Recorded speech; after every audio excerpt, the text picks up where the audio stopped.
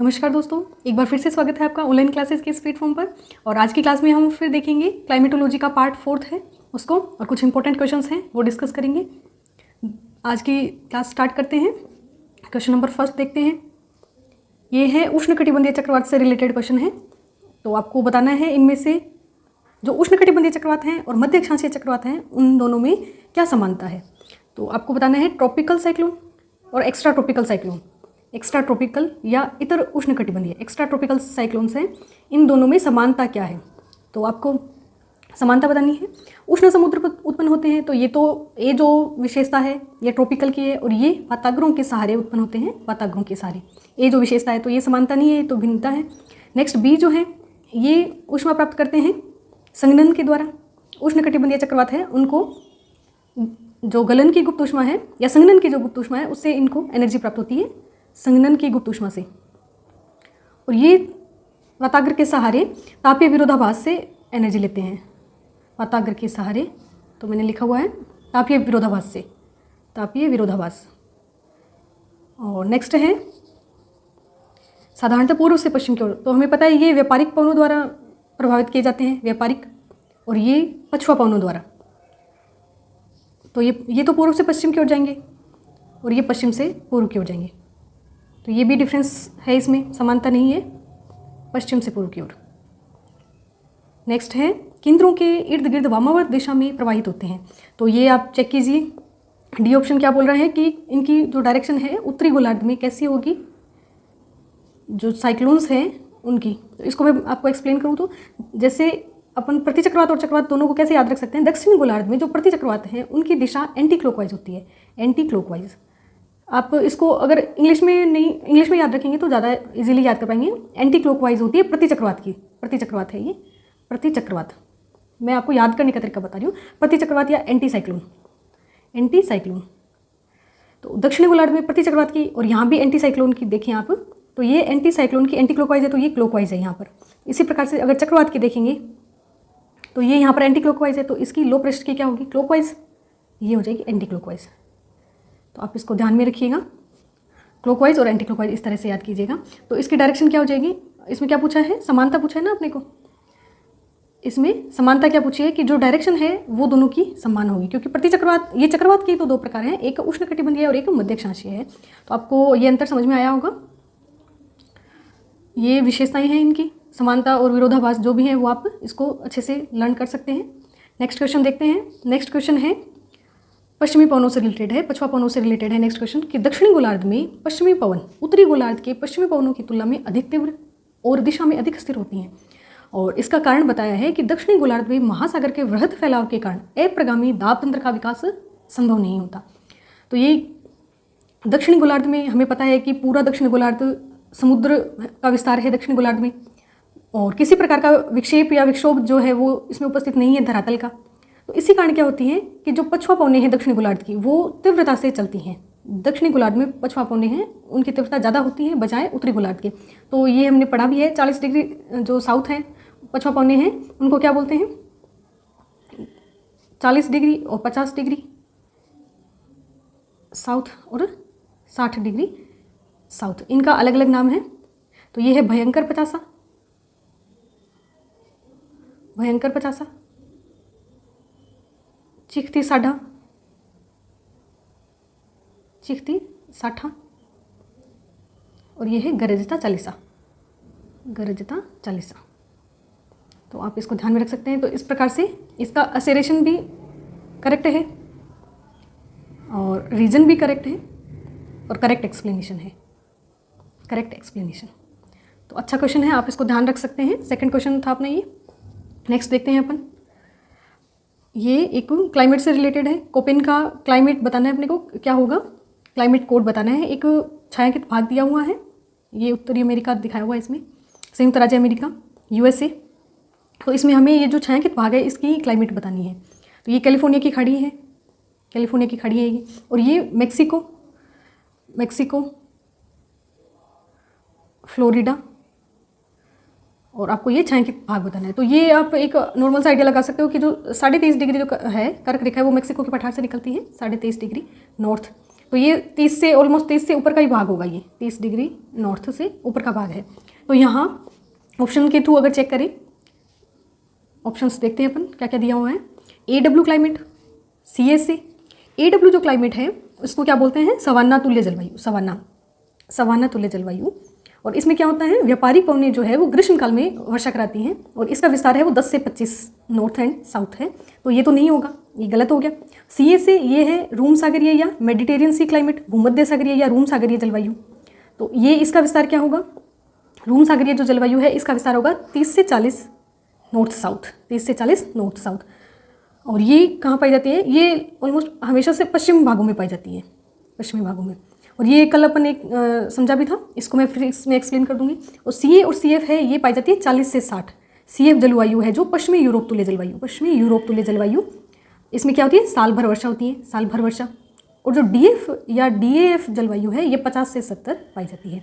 DA ये बिल्कुल शीतकाल जो है इसमें वो लंबा हुआ, शीतकाल लंबा। तो हमें देखना 50 से 70 वाला भी नहीं हो सकता। और CS और ये CF में अपने को चेक करना है। तो अपन देखते हैं इसमें CF जो जलवायु है वो 30 से 40 में पाई जाती है। तो ये हमें तो 30 के आसपास ही दिख रहा है। तो हम देखेंगे जो CS जलवायु है, एक अगर अपन इससे ऐसे एक चाप ड्रॉ करें तो CF जो जलवायु है यहाँ होगी CA जलवायु और यहाँ होगी CW चीन तुल्य जलवायु। CW और DW में क्या डिफरेंस है, DW है वो उच्च भूमि चीन तुल्य जलवायु है, उच्च भूमि चीन तुल्य, और ये है CW है चीन तुल्य जलवायु, चीन तुल्य जलवायु। तो ये CW होगी। और CW जो है इसका विस्तार है 25 से 45 और ये पूर्वी भाग में पाई जाएगी, ये पूर्वी भाग में। तो इसको और क्या बोल सकते हैं, उपोष्ण आर्द्र जलवायु भी बोल सकते हैं, उपोष्ण आर्द्र जलवायु, उपोष्ण आर्द्र जलवायु। और यहाँ अब देखिए अपने को ऑप्शन में CW नहीं दिया हुआ है, तो अपन कैसे करेंगे इसको। अगर आपके पास CW नहीं दिया हुआ है तो आप CF में भी एक कंसेप्ट होता है कि CF में जो निचली सीमा है, CF का अपन अगर क्लासिफिकेशन करें आगे, CF में भी CFA, CFB और CFC। तो जो ध्रुवीय सीमा है वो CFC बनाएगी, मतलब जो टेम्परेचर है उसके डिफरेंस पर ये ABC बनाए गए हैं, ABC जो है। तो विषुवतीय जो है अर्थात जिसका टेम्परेचर ज़्यादा है तो वहाँ A लगाएंगे। A का मतलब है अपेक्षाकृत तापमान ज़्यादा, अपेक्षाकृत उच्च तापमान। CF में भी तापमान के आधार पर अपने इनका वर्गीकरण किया है, उच्च तापमान। CFA, CFB और CFC ये है ध्रुवीय सीमा पर। तो अब हम देखेंगे कि CW अगर नहीं दिया हुआ है तो अपन क्या करेंगे, CF का जो है आगे जो विशिष्टीकरण हमने पढ़ा है टेम्परेचर के आधार पर उसको टिक करेंगे अपन। तो यहाँ पर आंसर हो जाएगा CFA, इसको हम ऐसे लिखेंगे CFA। ए क्या बता रहे हैं, टेम्परेचर को। तो इस प्रकार से आप सभी क्वेश्चंस को एलिमिनेट करके और क्वेश्चन का इजीली जो है हल निकाल सकते हैं। नेक्स्ट क्वेश्चन देखते हैं अपन, ये अपना फोर्थ क्वेश्चन हो जाएगा। फोर्थ क्वेश्चन है, ये भी चक्रवात से रिलेटेड है, उष्णकटिबंधीय चक्रवात से रिलेटेड। अपना ये जो कंसेप्ट है बहुत इंपॉर्टेंट है, उष्णकटिबंधीय चक्रवात का जो भी कंसेप्ट है अपने को अच्छे से पढ़ना है। देखते हैं, उष्णकटिबंधीय चक्रवात केवल उन्हीं महासागरीय क्षेत्रों में बनते हैं जहां समुद्री तापमान 33 डिग्री सेल्सियस से अधिक है। तो ये टेम्परेचर से रिलेटेड है। आपको पता है उष्णकटिबंधीय चक्रवात कहाँ बनेंगे, गर्म जो महासागरीय सतह है या उष्ण महासागरीय सतह पर बनते हैं, उष्ण महासागरीय सतह पर बनते हैं। लो प्रेशर होता है और सघन समदाब वर्ताकार रेखाओं से घिरा हुआ क्षेत्र होता है ये। तो बिल्कुल सही है, नॉर्मल जो टेम्परेचर है वो 27 डिग्री सेल्सियस से ज़्यादा चाहिए होता है अपने को, तो 27 से ज़्यादा ही है ये। तो ये भी सही है, 27 डिग्री सेल्सियस से टेम्परेचर जो है वो ज़्यादा होना चाहिए। और नेक्स्ट क्या बोला है इसने कि घूर्णी अवयव से आपको पता है कोरियोलिस बल से अपन इसको रिलेट कर सकते हैं। कोरियोलिस बल घूर्णी अवयव की प्राप्ति के लिए उष्णकटिबंधीय चक्रवातों की उत्पत्ति भूमध्य रेखा की कम से कम 5 डिग्री नॉर्थ और 5 डिग्री साउथ में अनिवार्यतः होनी चाहिए। तो मैंने आपको फर्स्ट लेक्चर में बता दिया था कि जो 0 से 5 डिग्री नॉर्थ और साउथ का जो अपना बेल्ट है उसको अपन क्या बोलते हैं, डोलड्रम पेटी। डोलड्रम पेटी बिल्कुल क्षैतिज पवनी होती है, यहाँ पर ऊर्ध्वाधर हवाएं होती ही नहीं है, क्षैतिज पवनी होती हैं यहाँ, और ऊर्ध्वाधर हवाएं क्षैतिज पवनों की अनुपस्थिति होती है, क्षैतिज पवनों की अनुपस्थिति होती है यहाँ पर। और यहाँ कोरियोलिस बल जो है वो ऑलमोस्ट जीरो होता है। इक्वेटर पर कोरियोलिस बल जो है वो मिनिमम होता है। तो ये इक्वेटर के आसपास का ही रीजन है। तो आप देखिए केवल 1, केवल 2, 1 और 2 दोनों, न तो 1 और न ही 2। तो ये तो बिल्कुल सही है टेम्परेचर से रिलेटेड। और ये क्वेश्चन जो है अपना सेकंड जो स्टेटमेंट है वो गलत हो जाएगा। तो इसमें क्या हो जाएगा, केवल 1। अच्छा क्वेश्चन है ये भी, उष्णकटिबंधीय चक्रवात से रिलेटेड सभी जो फैक्ट हैं वो आपको पता होना चाहिए। नेक्स्ट क्वेश्चन देखते हैं अपन, 6 क्वेश्चन है ये अपना। 6 क्वेश्चन है, हिमकर्ण से रिलेटेड सिद्धांत बताए हैं। तो वर्षण के सिद्धांत पढ़े हैं आपने, वर्षण या प्रेसिपिटेशन से रिलेटेड जो भी थ्योरी है, प्रेसिपिटेशन से रिलेटेड थ्योरी हैं, उनको एक बार फिर से देख लीजिएगा, सभी की सभी इंपॉर्टेंट हैं। तो इसमें हमें बताना है कि आइस क्रिस्टल जो थ्योरी है, आइस क्रिस्टल थ्योरी है वो किसने प्रतिपादन किया था, आइस क्रिस्टल थ्योरी। तो यहाँ दिया हुआ है बर्गरान, लैंगम्यूर, एरिक पोलमैन और ल्यूक होवर्ड। तो बर्गरान जो है वो इसका आंसर होगा। अब मैं इसको एक्सप्लेन करती हूँ। आइस क्रिस्टल थ्योरी जो है वो सबसे पहले वेगनर ने दी थी। वेगनर ने वर्षा की उत्पत्ति से सिद्धांत जो है, मेघों की उत्पत्ति से संबंधित सिद्धांत है, ये 1911 में दी थी। फिर इसके बाद बर्गरान ने दी थी, बर्गरान, टार बर्गरान, इन्होंने 1922 में। और फिर इसको जो सिद्धांत है उसका रूप दिया था फिंडसेन ने, फिंडसेन ने 1933 के अराउंड, 1930 के अराउंड। तो 33 बोल दिया मैंने, सॉरी, 1911, 1922 और 1930। ये पूरा जो आइस क्रिस्टल थ्योरी है वो इन्होंने बताया है। और आइस क्रिस्टल थ्योरी इन्होंने सिद्धांत रूप में किसने दिया, फिंडरसन ने। और शुरुआत किसने करी थी, वेगनर ने। तो ये भी पूछा जा सकता है, हिमकर्ण सिद्धांत है उसको प्रारंभिक रूप किसने दिया, वेगनर ने। तो इसके अनुसार क्या होता है कि जो अस्थिर मेघ होते हैं वो फ्रीजिंग पॉइंट से नीचे जाते हैं। अस्थिर मेघ जो है वो फ्रीजिंग पॉइंट जो है, हिमांक बिंदु है, उसके नीचे जाते हैं। और फिर जो वर्षा होती है, जो संघनन होता है, वो हिम प्लस वर्षा के रूप में या हिम प्लस जल के रूप में जो वर्षण होता है वो होता है। तो ये बताती है आइस क्रिस्टल थ्योरी जो है, हिमकर्ण सिद्धांत है, वो बर्गरान, वेगनर, फिंडसेन का है। लैंगम्यूर का जो है वो कोलेसेंस थ्योरी है, कोलेसेंस, COLEANCE, ये है टक्कर और संगठे समाचयन सिद्धांत, इस प्रकार से है ये, संगठे समाचयन और समेटन भी आता है कई बार इसमें लिखा हुआ, इतना भी आ सकता है। कोलिसेंस थ्योरी है, ये इतना ध्यान रखिएगा आप। नेक्स्ट है एरिक पोलमैन। एरिक पोल ने क्या बताया था, इन्होंने वायुमंडल में जो त्रिकोशिकीय देशांतरीय संचरण पाया जाता है, परिसंचरण पाया जाता है, वो बताया था। त्रिकोशिकीय देशांतरीय परिसंचरण और जेट स्ट्रीम की जो उत्पत्ति है उससे रिलेटेड भी इनका वर्क है। नेक्स्ट है Luke hovered. Luke hovered British मौसम विज्ञानी है और इन्हें ब्रिटेन में मौसम विज्ञान का पिता भी कहा जाता है, मौसम विज्ञान का पिता कहा जाता है, ब्रिटिश मौसम विज्ञान का पिता कहा जाता है। और इन्होंने बादलों का जो वर्गीकरण हम पढ़ते हैं वो किया था, बादलों का वर्गीकरण और नामकरण किया था लैटिन भाषा में, जो अपन पढ़ते हैं ऊंचाई के आधार पर भी पढ़ते हैं अपन, मध्य स्तर के मेघ, निम्न स्तर के मेघ। तो लैटिन जो वर्ड है, साइरस, क्यूमुलस, निम्बस, ये जो शब्द हैं ये ल्यूक होवर्ड ने दिया था। बादलों का नामकरण किया लैटिन शब्दों में या लैटिन भाषा में। तो आपको सभी ऑप्शंस अपन ने चेक कर लिए, तो इसका आंसर क्या हो जाएगा, बर्गरान ने। ये सभी अलग अलग क्वेश्चन हैं, 4 क्वेश्चन बन सकते थे जो अपन ने एक क्वेश्चन में ले लिए हैं। नेक्स्ट देखते हैं अपन, 7th क्वेश्चन है। 7th क्वेश्चन रिलेटेड है कोहरे से या फोग भी बोल सकते हैं, फोग। और जो जहरीला कोहरा होता है, जहरीला कोहरा, उसको बोलते हैं स्मोग। जहरीला कोहरा जो कि मेट्रोपॉलिटन सिटीज़ हैं, मेगालोपोलिस सिटीज़ हैं, उनकी क्या है ये विशेषता बता सकते हैं अपन, स्मोग पाया जाता है उनमें बहुत ज़्यादा। जहरीला कोहरा जो है उसको बोलते हैं स्मोग। इसका फिर आगे भी अपन क्लासिफिकेशन कर सकते हैं, लंदन स्मोग और न्यूयॉर्क टाइप का स्मोग है जो। अब आप मेरे को कमेंट सेक्शन में बता सकते हैं कि अपने इंडिया में कौन से टाइप का, जो दिल्ली में जो स्मोग पाया जाता है वो किस प्रकार का है। अगर नहीं बताएंगे तो मैं कल नेक्स्ट लेक्चर में बता दूंगी। न्यूयॉर्क और लंदन टाइप का स्मोग है वो, इसमें अलग अलग टाइप होते हैं, फिर कभी इसको देखेंगे डिटेल में। तो हम देखते हैं कि कोहरा पृथ्वी की सतह के पास एक प्रकार का बादल है। बिल्कुल सही है, ये मैंने फर्स्ट या सेकंड लेक्चर में बता दिया था कि कोहरा नाम आने से डरना नहीं है, कोहरा एक बादल का ही प्रकार है। और ये कहाँ है, बादल का ही एक प्रकार है। और ये जो बादल है वो कहाँ बनते हैं, बिल्कुल सतह के पास बनने वाले बादल हैं, सतह के पास बनेंगे ये बादल, सतह के पास या निचले वायुमंडल का प्रतिनिधित्व करते हैं, निचले वायुमंडल। और कोहरा जो है वो वायुमंडल, जो प्रतिलोमन है उसकी दशा का भी प्रतीक है, निचले वायुमंडल में, धरातल के पास, निचले वायुमंडल में और धरातल के पास। ये प्रतिलोमन की दशा को भी व्यक्त करता है, प्रतिलोमन की दशा को बताता है। तो इस प्रकार से कई क्वेश्चन बन सकते हैं। होता क्या है कि जो आर्द्रताग्राही कण जो होते हैं, जलवाष्प के कण हैं, धूल के कण हैं, नमक के कण हैं, धूल और नमक के कण हैं, धुएं के कण हैं, उन पर संघनन होने से कोहरे का निर्माण होता है। और कोहरा नमी की बूंदों से बनता है, बिल्कुल नमी की बूंदें, इनमें से कोई भी ऑप्शन आ जाता है या चारों आ जाते तो सही होते। ये आर्द्रताग्राही नाभिक होते हैं, इनके सहारे बनता है, आर्द्रताग्राही नाभिकों के सहारे। तो दोनों सही हैं, बिल्कुल करेक्ट एक्सप्लेनेशन है। और आंशिक एक्सप्लेनेशन भी बोल सकते हैं, ये पूरा दिया होता तो पूरी भी हो जाती, पर यहाँ हम इसको करेक्ट मानेंगे। ए भी करेक्ट है और आर भी करेक्ट है, करेक्ट एक्सप्लेनेशन है, करेक्ट एक्सप्लेनेशन है। नेक्स्ट क्वेश्चन देखते हैं, 8th क्वेश्चन देखते हैं। बहुत इजी क्वेश्चन है, आपको आ जाएगा, बट इसमें जो कंसेप्ट छिपा है उसको भी अपन देखेंगे। नीलेपन का प्रमुख कारण है, आकाश के नीलेपन का क्या कारण है? तो इसमें है वायुमंडल द्वारा नीले प्रकाश का अवशोषण, वायु अणुओं द्वारा सूर्य के प्रकाश का प्रकीर्णन, वायु द्वारा नीले प्रकाश का उत्सर्जन और जलवाष्प की उपस्थिति।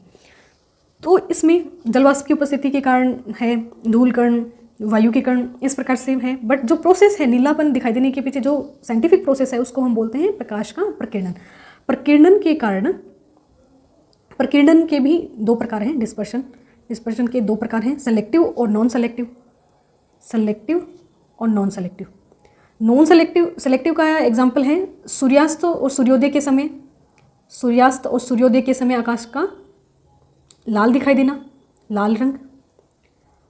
और नॉन सेलेक्टिव का एग्जाम्पल है पेड़ों के नीचे सफ़ेद छाया का बनना, पेड़ों के नीचे सफ़ेद छाया का बनना। इसके एग्जाम्पल भी देख लिए, डायरेक्ट एग्जाम्पल से अपने क्वेश्चन पुटअप हो जाता है, छाया का बनना। अब इससे रिलेटेड एक रूल देखते हैं अपन, रेले का प्रकीर्णन नियम क्या कहता है? रेले का प्रकीर्णन नियम, आजकल अपने एग्जाम्स में क्या है कि रूल्स भी डायरेक्ट पूछे जा सकते हैं। रेले का प्रकीर्णन नियम किससे रिलेटेड है, या रेले का नियम क्या कहता है? तो ये कहता है कि जो लघु तरंग विकिरण होते हैं, लघु तरंग विकिरण, और एक होते हैं दीर्घ तरंग विकिरण। दीर्घ तरंग विकिरण पृथ्वी का जो पृथ्वी जो तरंगों का परावर्तन करती है, इसका एग्जाम्पल है पृथ्वी द्वारा परावर्तित, पृथ्वी द्वारा परावर्तित, और ये सूर्य द्वारा जो है। तो लघु तरंग जो विकिरण है उनका जो प्रकीर्णन है वो ज़्यादा होता है। किसका? लैम्डा अगर कम होगा तो जो डिस्पर्सन है वो ज़्यादा होगा। तो ये भी डायरेक्ट क्वेश्चन पूछा जा सकता है कि लघु तरंग विकिरण है उनका प्रकीर्णन ज़्यादा होता है या दीर्घ तरंग का। तो ये एग्जाम्पल भी देख लिया आपने। तो इसका आंसर तो आपको पता होगा, बहुत ईजी था, प्रकीर्णन के कारण होता है। इसमें जो कंसेप्ट था उसको भी हमने आगे डिटेल में एक्सप्लेन कर दिया। तो इसका आंसर हो जाएगा बी। नेक्स्ट क्वेश्चन देखते हैं, निम्न में से कौन सी विशेषता ट्रोपोपॉज की नहीं है? ट्रोपोपॉज जो है शोभ सीमा, शोभ सीमा रेखिक न होकर क्या है? मंडलीय है। शोभ सीमा जिसकी मोटाई जो है 1.5 किलोमीटर के अराउंड है, 1.5 किलोमीटर के अराउंड, और ये क्या है? मंडलीय, रेखिक नहीं होकर मंडलीय है। अब इसमें आप ऑप्शन चेक कर लीजिए, तब तक रेखिक नहीं है, मंडलीय है, ये एक जोन है पूरा, इस प्रकार से मंडलीय है। तो इसमें देखते हैं अपन, ऑप्शन चेक करते हैं। फर्स्ट ऑप्शन है यह तापमान गिरावट की ऊपरी सीमा है, तो बिल्कुल सही है। इसके बाद जो है शोभ सीमा के बाद जो टेम्परेचर है वो इंक्रीज होता है, क्योंकि जो निचला समताप मंडल है वहाँ पर ओजोन गैस की प्रेजेंस पाई जाती है। ओजोन गैस की प्रेजेंस होने के कारण यहाँ पर टेम्परेचर जो है वो इंक्रीज होता है, तो गिरता नहीं है। इसके बाद शोभ सीमा के बाद टेम्परेचर इंक्रीज होता है, तो ये बिल्कुल सही है। बी ऑप्शन है ऊंचाई में स्थानिक वैकल्पिक परिवर्तन आते हैं, बिल्कुल सही है। शोभ मंडल में जाते हैं तो जो ऊंचाई के साथ जो परिवर्तन आते हैं, टाइम के साथ साथ या ऊंचाई के साथ साथ हैं, वो परिवर्तन आते हैं, क्योंकि इसमें जो जलवाष्प और जो धूल के कण हैं वो सर्वाधिक पाए जाते हैं, ये भी सही है। यह गर्म बिंदु को दर्शाता है, तो ये अपन ने यहाँ पर देख लिया था ना। इसके बाद टेम्परेचर इंक्रीज होता है, तो ये गर्म बिंदु को न दर्शा के किसको दिखाता है? शीत बिंदु को दिखाता है, ये शीत बिंदु को दिखाता है। नेक्स्ट देखते हैं सी के बाद डी, यहाँ विक्षोभ जो है मिश्रण है जो समाप्त हो जाता है, बिल्कुल सही है। प्रोपोज का मतलब होता है विक्षोभ, तो विक्षोभ, पोज का मतलब रुक गया, तो विक्षोभ क्या है यहाँ, इसके बाद विक्षोभ जो है वो रुक जाता है, और शोभ मंडल में जो विक्षोभ है वो हमें सबसे ज़्यादा देखने को मिलते हैं। तो बिल्कुल इसका ये भी सही है, इसमें ये गलत हो जाएगा और अपने को विशेषता नहीं बतानी। सबसे पहले तो आप क्वेश्चन को अच्छे से पढ़ेंगे कि हाँ पूछा है या नहीं पूछा है, ये देखेंगे। तो नहीं पूछा इसमें, तो इसका आंसर हो जाएगा यह है गर्म बिंदु को न दर्शाकर शीत बिंदु को दर्शाता है।